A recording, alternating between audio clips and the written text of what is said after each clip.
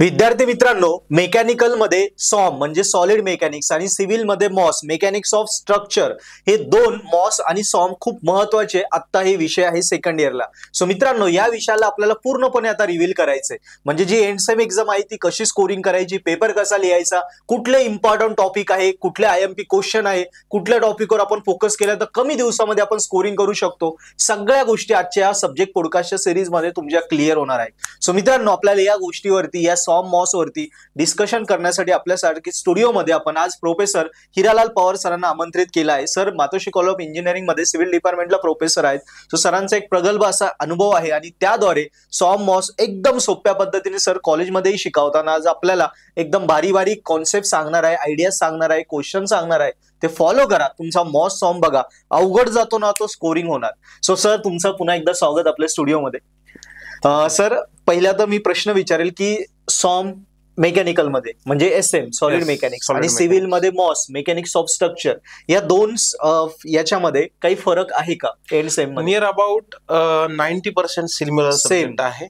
10% फक्त mechanical, automobile आणि robotics ज्या ब्रांचचे स्टुडंट आहे त्यांच्यामध्ये 10% कंटेंट जरा वेगळे आहेत जे मशीन रिलेटेड आहेत. अदरवाइज 90% सिलेबस हा सेम आहे. बरोबर. म्हणजे आपण आजच्या पॉडकास्ट मध्ये ज्या गोष्टी डिस्कस करणार त्याने 90% आपण जर धरलं तर 70 पैकी त्याला 60 ते 65 मार्काचा सेम आपण कंटेंट डिलिव्हर करतो. येस, आणि राहिलेले 10% डिफरन्शिएशन मी सांगून दिलं. Okay, no problem. तर मेकॅनिकल, ऑटोमोबाईल आणि रोबोटिक्स आणि सिव्हिल इंजिनिअरिंग या सगळ्या ब्रांचसाठी जे कॉमन थिंग्स आहेत, तर त्यामध्ये जर आपण बघितलं युनिट वाईज सांगा. Yes, important questions.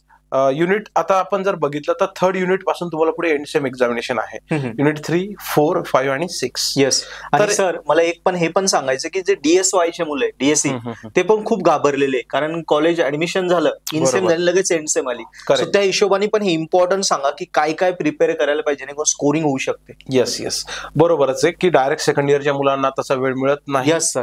Immediate admission झालेलं असतं, त्या सेट होण्यातच 1 महिना जातो आणि त्यांना लगेच आता SPPUचं शेड्यूल आल्यामुळे त्यांना फायनल एक्झामिनेशन फेस करायचे आहे. तर युनिट नंबर 3 कडे जर तुम्ही फोकस केला तर कदाचित जे मुलं हे व्हिडिओ बघत असेल, मी तर म्हणेल एक पेन आणि नोटपॅड तुमच्याकडे असावा. यस. शॉर्ट मध्ये तुम्ही त्या टॉपिकला मेन्शन करा, लिहून घ्या. बिकॉज आमचा जो काही प्रिव्हियस एक्सपिरियन्स असतो त्यानुसार मी तुम्हाला तो शेअर करतोय. आता सर आपण मेकॅनिकल, ऑटोमोबाईल, ऑटोमेशन, रोबोटिक्स आणि सिव्हिल चारही डिपार्टमेंट साठी जो कॉमन पार्ट आहे 60 ते 65 मार्कात तो डिस्कस करतो. करेक्ट मुलांना. सो तुम्ही यापैकी कुठल्याही डिपार्टमेंटचा असाल, सर सांगताय ते अॅक्युरेट सेम असणार आहे.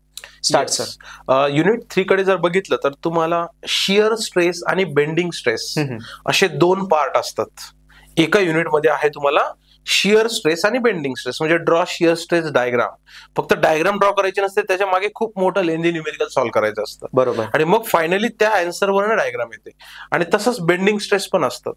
तर 101% मी जे सांगतोय की तुम्ही टी सेक्शनचा शिअर स्ट्रेस डायग्राम, आय सेक्शनची शिअर स्ट्रेस डायग्राम म्हणजे पूर्ण न्यूमेरिकल, बरोबर, सेम टी सेक्शनची बेंडिंग स्ट्रेस डायग्राम, पण त्याहूनही मोस्ट इम्पॉर्टंट अनसिमेट्रिकल आय सेक्शनची बेंडिंग स्ट्रेस डायग्राम. बघा काय सांगतोय, विथ शेप सांगतोय मी.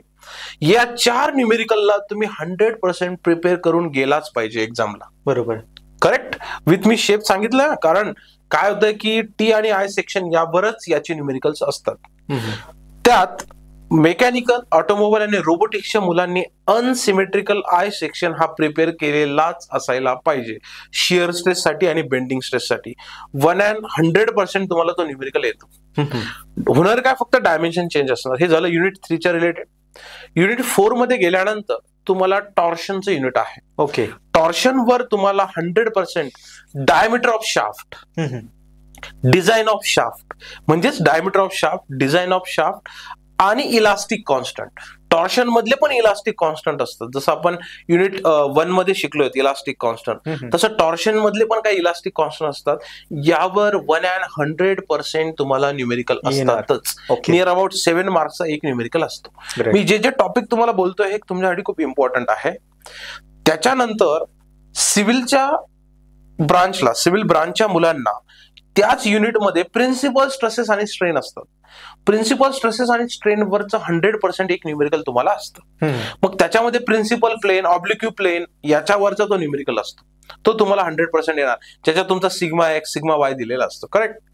आता मेकॅनिकलच्या विद्यार्थ्यांसाठी किंवा ऑटोमोबाईल रोबोटिकच्या विद्यार्थ्यांनी जर बघितलं तर त्यातला तो पार्ट जो मी आता बोललो त्याच्या व्यतिरिक्तही तुम्हाला प्रिन्सिपल स्ट्रेसेसचे जे काही थिअरम्स आहेत, 2-3 थिअरम्स तुम्हाला त्यात दिलेले आहेत, त्या रिलेटेड एक फिक्स क्वेश्चन असतो. हाच त्यांच्यात थोडा वेगळा पार्ट आहे, बाकी सगळं अदरवाईज सेम. करेक्ट. आता जाऊया आपण युनिट नंबर 5 कडे. आता युनिट नंबर 5 कडे जर आपण गेलो तर तिथे तुम्हाला युलर्स आणि रँकिन, मी काय म्हटलं, युलर्स अँड रँकिंग, हे तुमच्या कॉलम कंडिशनचे जे 2 फॉर्म्युले आहेत त्यावरचे न्यूमेरिकल्स तुम्हाला येतात. म्हणजे असं म्हणा की end condition on column, there are 4 end condition on column. Correct. मग त्या 4 एंडच्या रिलेटेड तुम्हाला एक क्वेश्चन फिक्स येतो, तो असतो 7 मार्काचा. ओके. आणि सगळ्यात महत्वाचं काय स्टुडंट, युलर्स आणि रँकिन हे दोघांचेही न्यूमेरिकल तुम्हाला येतातच, फिक्स आहे, म्हणजे फिक्स आहे. करेक्ट. हे न्यूमेरिकल तुम्ही करून गेलेच पाहिजे. आता जाऊया आपण लास्ट युनिट नंबर 6 कडे. तर युनिट नंबर 6 मध्ये सगळ्यात महत्वाचं काय की मेकॅनिकलच्या स्टुडंटला युनिट नंबर 6 मध्ये मेकॉलेज मेथड नाहीये. तुमचं काय, slope and deflection by Macaulay's method हा एक पार्ट आहे जो मेकॅनिकलला पण आहे, सिव्हिलला पण आहे. तर slope and deflection by Macaulay's method हे आहे मेकॅनिकल, ऑटोमोबाईल अँड रोबोटिकच्या मुलांना युनिट 4 मध्ये. ओके. लक्षात ठेवा. आणि यांना लास्ट युनिट मध्ये. त्याच्यामुळे सिव्हिलच्या मुलांनी लक्षात ठेवायचं की मेकॉलेज मेथड मध्ये simply supported beam width uniformly distributed load with point load, अशा प्रकारे तुम्हाला मेकॉलेज मेथडनी स्लोप डिफ्लेक्शन हे 100% न्यूमेरिकल असणार आहे. ओके. त्याच्यानंतर मेकॅनिकल, ऑटोमोबाईल आणि रोबोटिकच्या मुलांना लास्ट युनिट मध्ये काय असणार आहे, तर तिथे तुम्हाला इसेंट्रिक कॉलम, सिव्हिलच्या मुलांनाही तो पार्ट आहे. तर तिथे इसेंट्रिक कॉलम वरचे न्यूमेरिकल तुम्हाला येणार, ज्याच्यात EX आणि EY असतो, बेंडिंग स्ट्रेस, इसेंट्रिक. आणि अजून एक मेकॅनिकल, ऑटोमोबाईल आणि रोबोटिकच्या मुलांना मग अजून वेगळं काय, तर तिथे त्यांना बेंडिंग स्ट्रेस ऑन शाफ्ट, काय म्हटलंय मी, बेंडिंग स्ट्रेस ऑन शाफ्ट, जिथे त्यांना इक्वेशन्स असतात स्ट्रेस फाइंड आउट करताना, बरोबर, की MT plus √MT² plus TM², त्यांचं जे काही पूर्ण इक्वेशन्स आहेत, रिलेशन्स आहेत, त्या रिलेटेड तुम्हाला तो क्वेश्चन असतो. हाच एक वेगळा पार्ट फक्त मेकॅनिकल, ऑटोमोबाईल अँड रोबोटिक्स. म्हणून हे जे टॉपिक मी आता तुमच्या समोर डिस्कस केलेत याच्यावरचे 100% न्यूमेरिकल तुम्हाला करायचेच आहे आणि 100% ते येतातच. Great sir. खूप महत्वाचे इम्पॉर्टंट क्वेश्चन पोरांना तुम्ही क्लिअर केले आणि काय अभ्यास करायचं हे क्लिअर केलं, जेणेकरून आता त्यांचा 5 दिवसात स्टडी 3 दिवसात होऊन जाईल. क्लिअर झाले. सर, मॉस सॉम मध्ये स्कोरिंग होतो का मुलांना? किती तुम्ही एवढे पेपर चेक केले, एवढ्या वेळ शिकवलं, किती मॅक्सिमम मार्कांपर्यंत? काय होतं माहितीये का, 2 कॅटेगरीचे मुलं असतात सर. एक कॅटेगरीचा असा मुलगा असतो की तो 100% न्यूमेरिकल सॉल्व्ह करतो, पण त्याच्या मिस्टेक्स काय होतात की त्याचं कॅल्क्युलेशन चुकलेलं असतं. ओके. आणि सेकंड कॅटेगरीचा मुलगा असा असतो की तो परफेक्ट काही गोष्टी सॉल्व्ह करतो पण काही टॉपिक सोडून देतो. मग या दोघही कॅटेगरीच्या मुलांचा स्कोर एकाच लेवलला येऊन. बरोबर. येस. आता टॉपर कॅटेगरीचा आपण डिस्कस करतच नाहीये, कारण त्याला या दोघांच्याही ज्या काही चुका आहेत त्या ओव्हरकम झालेल्या असतात. बरोबर. त्यामुळे तो मोर दॅन 60 जातोच. येस. पण ऍज पर मी जर ज्या एक्सपिरियन्सने तिथे तुमच्या समोर बोलतोय, तर स्टुडंट लक्षात ठेवा, तुमच्याकडनं एक न्यूमेरिकल कमी सॉल्व्ह झालं तरी चालेल. येस. पण जे तुम्ही सॉल्व्ह करताय त्याच्या परफेक्ट स्टेप आणि कॅल्क्युलेशन हे परफेक्ट आलेच पाहिजे. Then you will get 40+ marks. Correct. नाही तुम्ही पूर्ण पेपर सॉल्व्ह करून आला नाही, 35 मार्क्स मिळाले, कसं वाटतं तुम्हाला? त्यात माझं काय चुकलंय, माझं कॅल्क्युलेशन चुकलंय आणि मी स्टेप्स चुकवल्या. म्हणून बी स्पेसिफिक, एक स्मार्ट वेने अभ्यास करा. असं समजूच नका की मला 4 आउट ऑफ 4 युनिट आलेच पाहिजे. बरोबर. 3 युनिटचा अभ्यास करा पण परफेक्ट करा. करेक्ट. काय काय चुका करतात मुलं शक्यतो आणि त्या अवॉइड करायला पाहिजे? आता कसं आहे, हे अनालिसिसचे जे किंवा न्यूमेरिकल बेस्ड सब्जेक्ट असतात ना, त्यात सर्वात महत्वाचं मुलांचं काय असतं सर, मुलं फक्त न्यूमेरिकल वाचून जातात. ओके. ऍटलिस्ट वन्स तुम्ही ते सॉल्व्ह करा, जेणेकरून कॅल्क्युलेटर तुमच्या हातात न जातं तुम्हाला 10⁻⁻6 घेताना काय चुकी झाली होती आणि कॅल्क्युलेशन करताना मी तिथे कुठे फेल झालो हे लक्षात येतं. तर पहिली मुलांची चूक होते सर, लॅक ऑफ कॅल्क्युलेशन. बरोबर. सेकंड थिंग काय होतं, मुलं न्यूमेरिकलचा सब्जेक्ट सॉल्व्ह करत असताना त्याच्या ज्या स्टेप्स आहेत ते समजूनच घेत नाही. मग जर का प्लस मायनस स्टेप झाली की त्यांना ते वर्क एकतर वाढतं अदरवाईज कुठेतरी ती रॉंग स्टेप होऊन चुकीचं जाते. होऊन जातं. तर या 2 गोष्टी न्यूमेरिकलच्या सब्जेक्टमध्ये फॉलो केल्या पाहिजे. ते म्हणजे तुम्ही स्टेप्स, इव्हन डिझाईनचा जरी सब्जेक्ट असेल तरी मी तुम्हाला या आधीच्याही पॉडकास्टमध्ये सांगितलं असेल की डिझाईन ओरिएंटेड सब्जेक्टमध्ये सुद्धा तुम्ही स्टेप्स फॉलो करा. ज्यावेळेस मी विद्यार्थ्यांना शिकवतो पहिलं प्रत्येक टाईपच्या मी आधी स्टेप्स त्यांना देतो. का तर हा तुमचा, जसं की आपल्याला माहिती आहे एखादा छान गणपतीची मूर्ती आपल्या समोर येते, ती बघितल्या आपण आनंदित होतो, पण त्याचा जो साचा असतो ना तो त्या पद्धतीने बनवलेला असतो. मग स्टेप्स म्हणजे आपला साचा असतो त्या पूर्ण न्यूमेरिकलचा. आणि जोपर्यंत तो माझ्या समोर येत नाही तोपर्यंत मला ते न्यूमेरिकल सॉल्व्ह करण्याची मेथड क्लिअर होत नाही.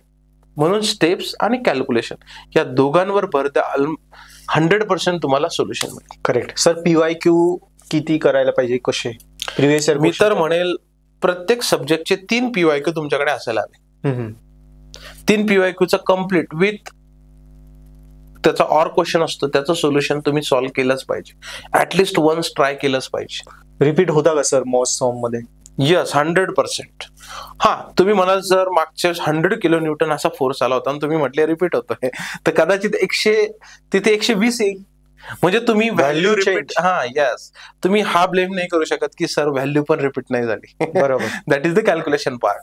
हा पण क्वेश्चन विचारण्याची पद्धत आणि methodology same. Yes, type of question will be repeat, 100% repeat. Yes sir, great. सुंदर प्रकारे तुम्ही पूर्ण हे मॉस सॉम सॉलिड मेकॅनिक्स सगळ्या आयडिया क्लिअर केल्या पोरांना. मला खात्री आहे पोरांना आता स्कोरिंग होणार आणि आयडिया क्लिअर होणार. सर एक वन लास्ट, तुम्ही मुलांना काय आता ह्या मॉस सॉमच्या कमिंग पेपरसाठी मुलांना काय सांगू शकता? त्यांना मी एकच म्हणेल की हा पॉडकास्ट बघितल्यानंतरच स्वतःचा वेळ काढा आणि लगेच मागचा PYQ घ्या. आणि एक PYQ सॉल्व्ह केल्यानंतर त्यांना लगेच अनालिसिस होईल की सरांनी पॉडकास्ट मध्ये आपल्याला काय सांगितलंय. बरोबर. म्हणून तुमचं आता या पॉडकास्ट नंतर एकच असेल की पहिला क्वेश्चन पेपर घेणे, सॉल्व्ह करणे, त्याच्या रिलेटेड क्वेश्चन्स आन्सर जे तुमच्याकडे नोट्स अवेलेबल असतील आधी त्या समोर ठेवा, आधी सॉल्व्ह करण्याचा प्रयत्न करा आणि 100% ते तुम्हाला हेल्प करेल. ग्रेट. पुन्हा एकदा थँक्यू सर. आणि मुलांनो, व्हिडिओ आवडला असेल नक्की मुलांना आपल्या फ्रेंड्सला सजेस्ट करा, त्यांना सुद्धा स्कोरिंग होईल याने.